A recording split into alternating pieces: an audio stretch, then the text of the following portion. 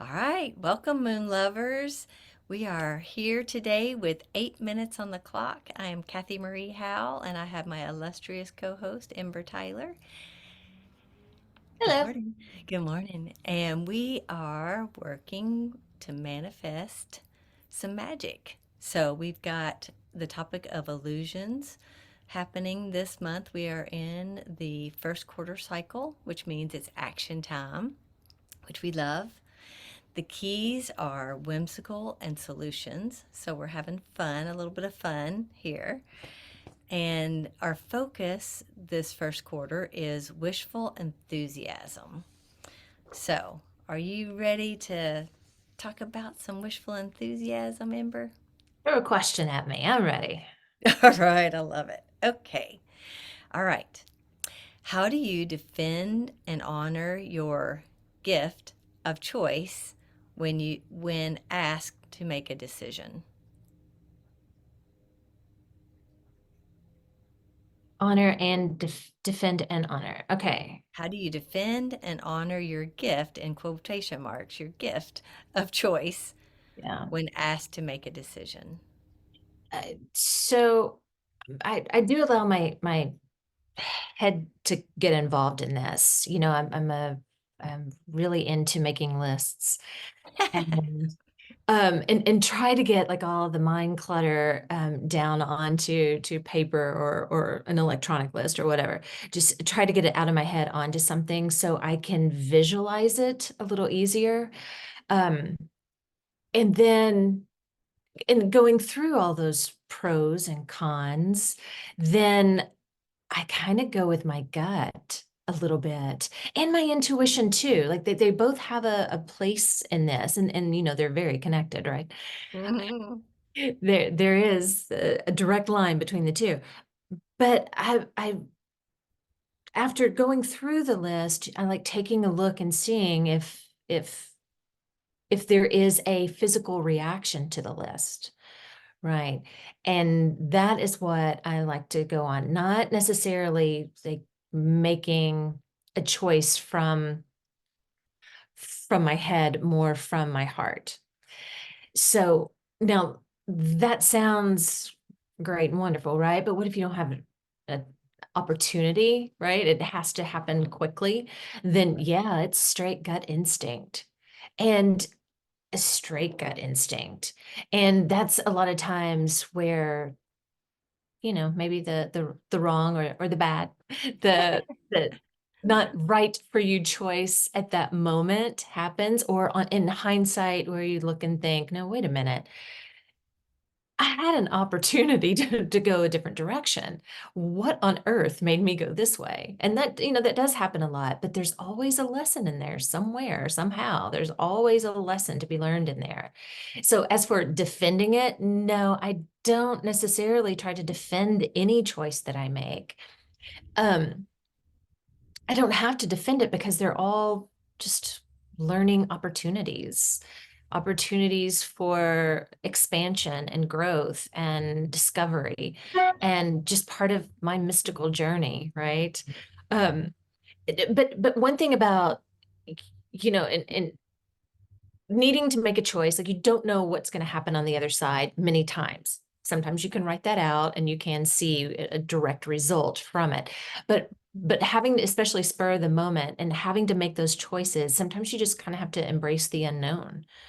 Yes. And I think showing up and doing the work that we do as we manifest with the moon, helping me do that, there's a direct correlation with being able to embrace the unknown a little easier when I'm in touch with my personal truth. Yes. And that's not always been easy for me either. But it's something that I love to work on now. I didn't used to. Right, right. All those shadows. All that shadow shit, right?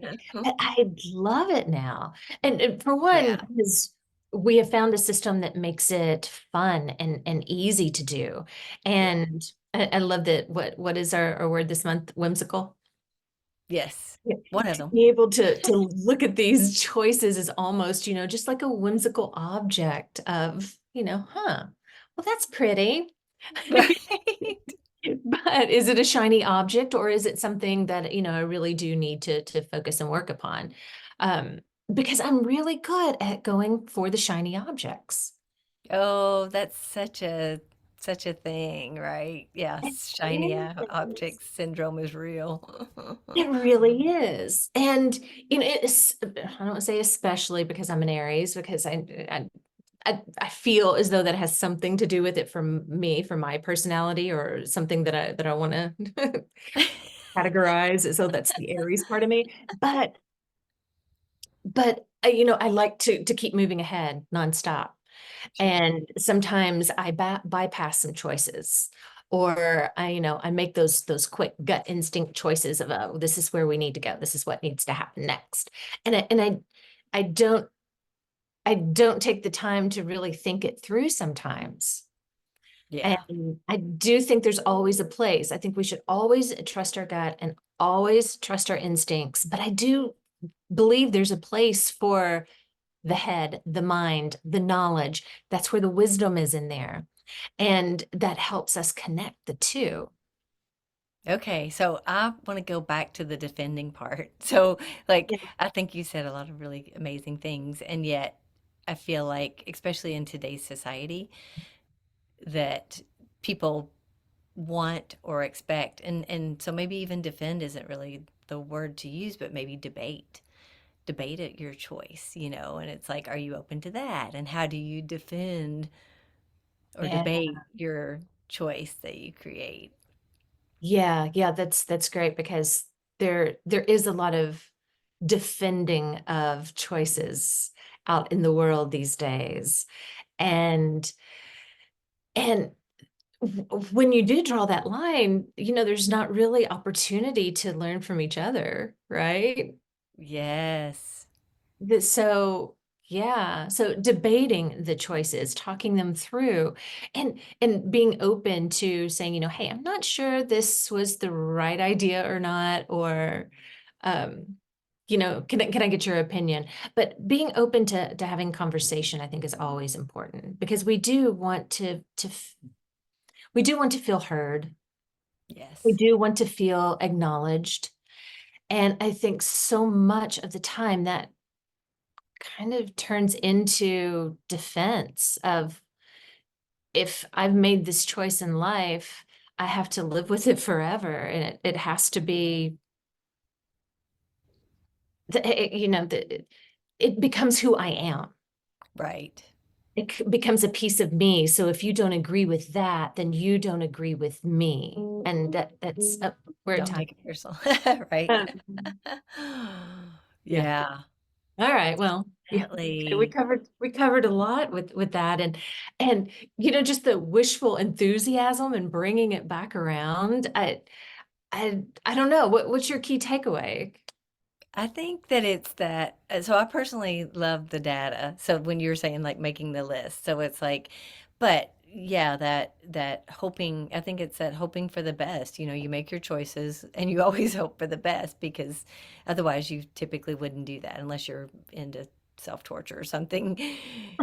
Just trying to do that. But ultimately, if you have the opportunity to weigh things out, because so many times we operate from our unconsciousness, or we always operate from our unconsciousness, but the more that we do this work, it brings it into that awareness. But and the more that, so talking about doing this work that we're doing, that the takeaway was, it's like a muscle. The more you practice bringing the unconscious to the conscious, that it makes it easier to trust your gut, and yes, and experience that. So beautiful. I And thank you. stay open to the unknown. Yeah, for sure. Yeah. And Well, touching on the debate part too. I know that was good. I'm glad you brought that up because that's important right now. Absolutely. And I think as we move forward over the next year or two, it's going to be, especially the next year, it's Yeah, going to be, this year. yeah, Yes. yeah, Yes. yeah, yeah. So we'd love your key takeaway. So everyone, all you moonbeams listening, please share. And what did you get out of today? And what is your take? How do you view wishful enthusiasm? You can send us a direct message, follow us on all the socials, most all, and or even send us an email. We love to hear from you and we love your feedback always. So until lunasvault.com, right? lunasvault.com. Absolutely. So until then, happy Happy manifesting. manifesting.